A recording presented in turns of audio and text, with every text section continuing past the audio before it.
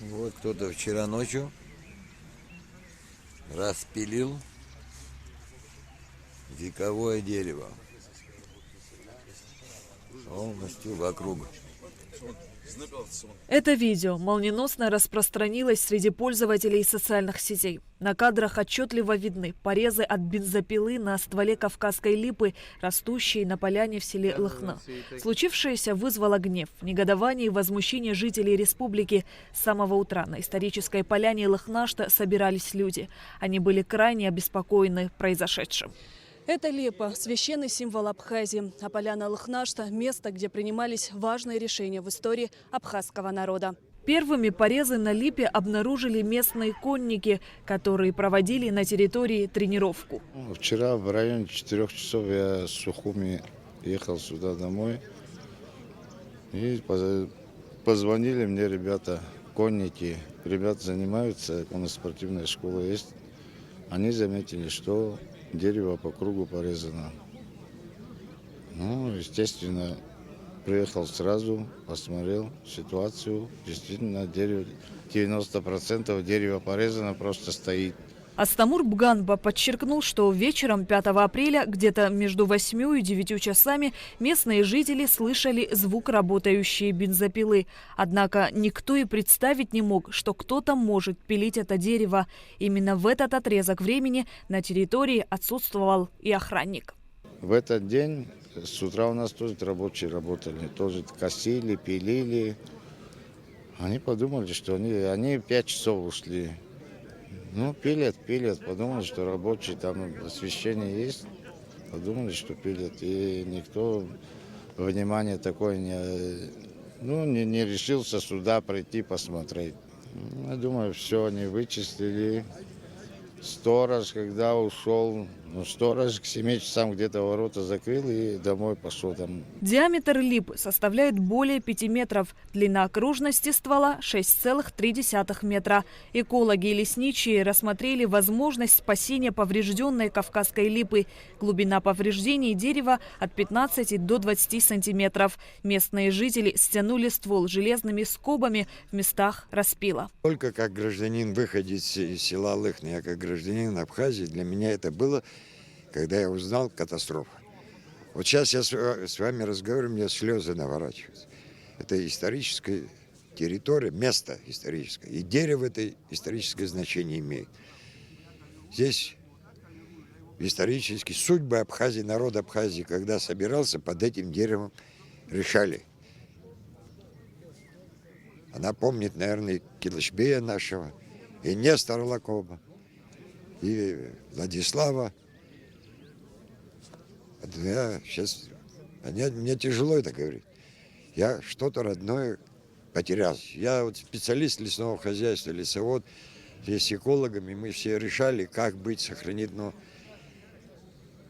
надежды, как говорится, умирает последний. Что-то мы к какому-то решению пришли, но это 99% это провально. А какое решение? Другое решение, вот сейчас, и так это дерево полностью срезано.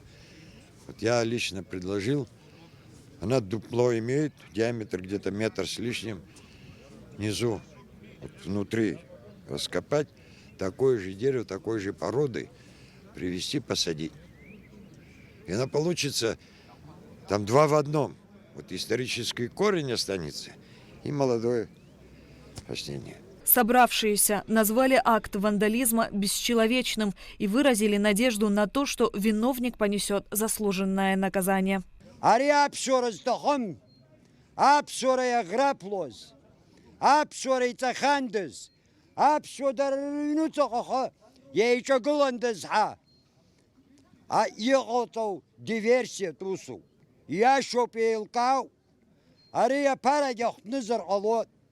يقصص دخطوه يحزدرهم مكانه هاي برد جلوزر يحزدرهم مكانه أخبرزك يلقى خاب عمي يقلب حق رجنا حقه. С самого утра на месте происшествия работали и сотрудники СГБ, МВД и прокуратуры. В данное время есть оперативный материал. Значит, опрошены все жители близлежащие Лыхнашта. Значит, совместно с МВД, СКБ и прокуратурой проводится работа. Осмотр места происшествия уже проведен, и будет решаться вопрос о возбуждении уголовного дела. Здесь надо учитывать несколько моментов и определить статус вообще Лыхнашта и насаждения, которые здесь вот стоят. И потом будет уже решаться вопрос о возбуждении уголовного дела. Этой кавказской липе более 150 лет. Центральная часть дерева давно истлела и держится оно большей частью на коре. Несмотря на это, липа обладает большой жизненной силой. Директор Института экологии Роман Дбар отметил, что есть небольшие шансы сохранить ее. Прорезал, значит, основную проводящие сосуды, которые питают дерево. То есть это вообще по своему воздействию фатальное воздействие на дерево. Но можно попробовать сохранить его.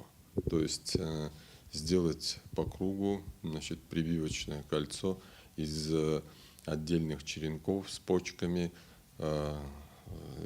смазав затем это все садовым варом, закрыв черной полиэтиленовой пленкой, таким образом, чтобы проводящие сосуды верхней и нижней части могли быть соединены друг с другом, и пока не началось активное сокодвижение, воспользоваться этой ситуацией и попробовать сохранить дерево. Даже при незначительных шансах такого действия им обязательно нужно воспользоваться. По словам Романа Дбар, это не просто акт вандализма. Он расценивает данное действие как теракт, направленный на подрыв духовных ценностей нашего народа. Произошедшее событие нельзя трактовать как обычный акт вандализма. По своей сути это теракт. Теракт, направленный против символов, которые дороги каждому абхазу. И я думаю, что в Абхазии нет ни одного человека, который сегодня не отреагировал бы болезненно на эту новость. И те, кто планировали и совершили этот террористический акт, они целенаправленно выполнили это, потому что знали, что это окажет именно такое воздействие. Для жителей Абхазии Лыхнинская липа стала символом духа и стойкости народа. На Лыхнинской поляне произрастают 3 таких дерева. Сама Лыхнашта – место, обладающее особой силой, так как здесь проходили всенародные исходы, на которых принимались судьбоносные решения. Одно из таких событий – знаменитое Лыхнинское восстание 1866 года. Почти через полвека – собрание представителей абхазского народа после начала Первой мировой войны. Здесь же сформировались подразделения, которые позже назовут знаменитой Абхазской сотней. Еще через полвека, в 1989 году, на Лыхнаште собрались более 36 тысяч человек, чтобы заявить о выходе Абхазии из состава Грузии и восстановлении ее в статусе союзной республики. На следующем историческом этапе, в октябре 1992 года, именно здесь было объявлено об образовании Всемирного Абхазо-Базинского конгресса, деятельность которого сыграла большую роль в годы Отечественной войны народа Абхазии. Шазина Ханагуа, Амра Зарандия, Адам Эрдженя, Нарсоу Цулугия, Абхазское телевидение.